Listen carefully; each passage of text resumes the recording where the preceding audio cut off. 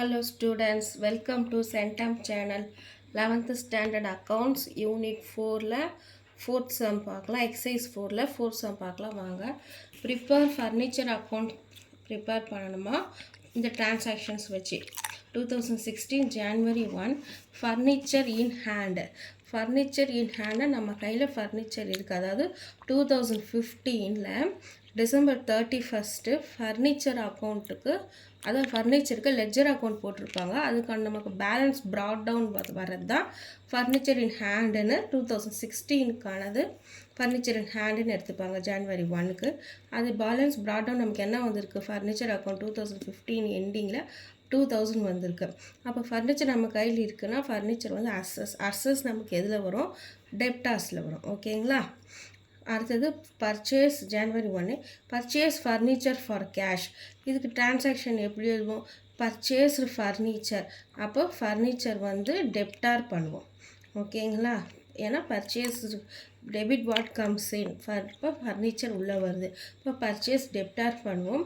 எது கொடுத்து பர்ச்சேஸ் பண்ணுறோம், கேஷ். அதுதான் டு கேஷ். இப்போ ஃபர்னிச்சர் அக்கௌண்ட் டெப்டார் டு கேஷ். சைடில் பென்சில் எழுதியிருக்கேன் பாருங்கள். இது 30 ஜான்வரி 30 சோல்டு ஃபர்னிச்சர் சோல்ட் பண்ணுறோம். அப்போது எதுக்கு சோல்ட் பண்ணுறோம், எதுவும் கொடுக்கலன்னா கேஷுக்குன்னு மீனிங்.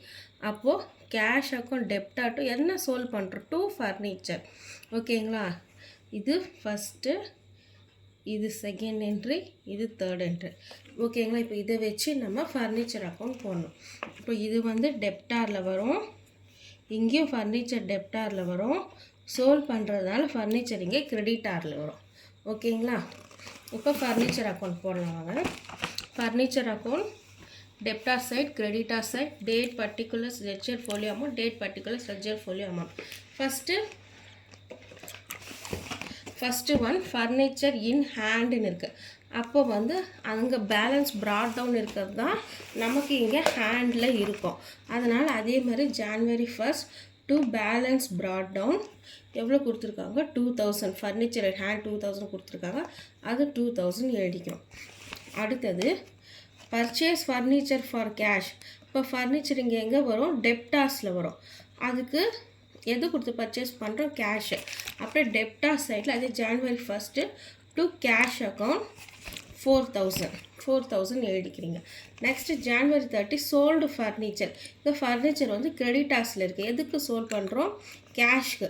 அப்போது ஜான்வரி 30 பை கேஷ் 4000. இப்போ நமக்கு இங்கே 6000 இருக்குது பாருங்கள். ஆனால் இங்கே நமக்கு வெறும் 4000 தான் இருக்குது. அப்போது பேலன்ஸ் கேரி டவுன் பண்ணாலே அந்த மந்தோட லாஸ்ட் டேட் தான் போடணும். இங்கே ஜான்வரி இருக்குது. இப்போ ஜான்வரி லாஸ்ட் டேட் 31. இப்போ பை பேலன்ஸ் கேரி டவுன் 5600 போட்டோம்னா 6000 பேலன்ஸ் ஆகும். ப்ராட் டவுன் என்ன பண்ணணும், நெக்ஸ்ட் மந்தோட ஃபஸ்ட்டு டே போடணும். இப்போ நெக்ஸ்ட் மந்தோட ஃபஸ்ட் என்ன, February 1 to balance brought down 5600. ஓகேங்களா. இதுதான் ஃபர்னிச்சர் அக்கௌண்ட். இதுதான் 4th சம்.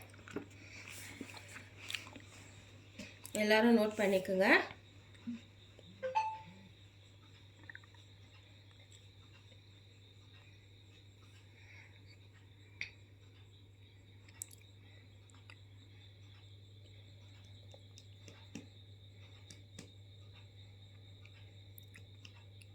உங்கள் எல்லாருக்கும் புரிஞ்சிருக்கும்னு நினைக்கிறேன்.